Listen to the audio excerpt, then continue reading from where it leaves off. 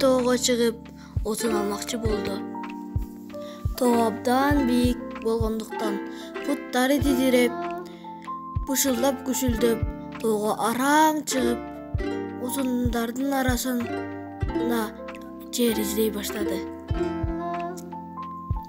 Отундардын арасына келип, отундарды карап, түйүнчөгүн койду да: "Бул жерден отун алсам болот экен. Араң чыктым, жата калайынчы" деп көк шимердүү чөпкө жата калды.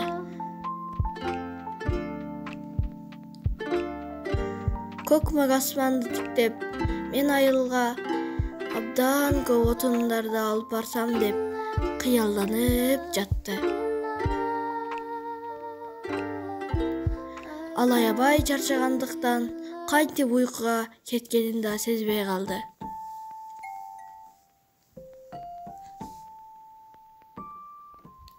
Кой, турайын деп отундарды бирден санай баштады. Тиги жерде 1 боо, а бул жерде 2 боо, арты жагында 3 боо деп санай берди.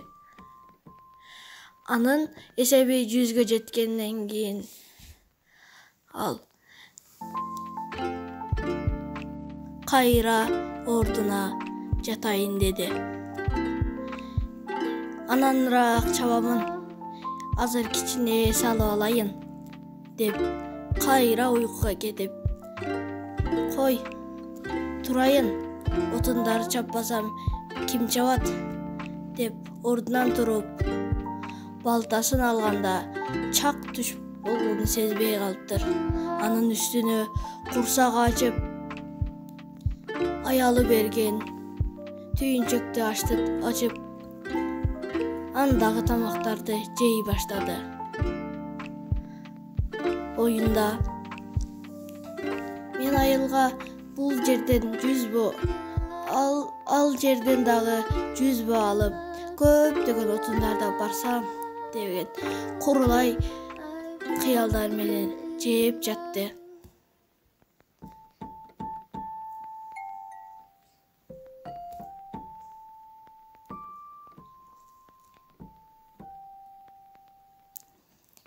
Эки жагын карады да отун чабайын деп ойлонду.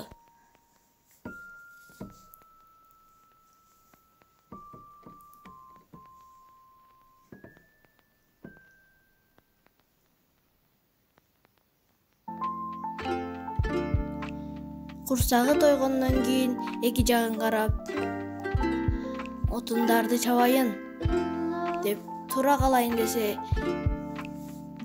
ныксырап кайрадан жатты. "Отундарды ананраак деле чабамын, күн салкындасын" деп күн салкындагандан кийин туруп, эки жакты караса, дагы отундарды санап, бул 1 боо, а бул дагы 1 боо, 3 боо, 4 боо, 5 боо деп 100 боо санап 200 боого жеткизди.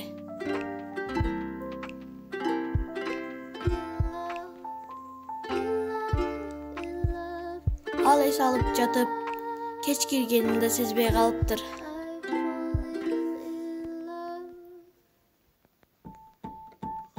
Отундарды чабайын деп тура калса,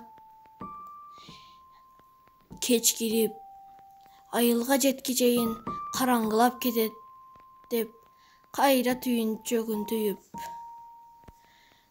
кетейин деп ойлонду.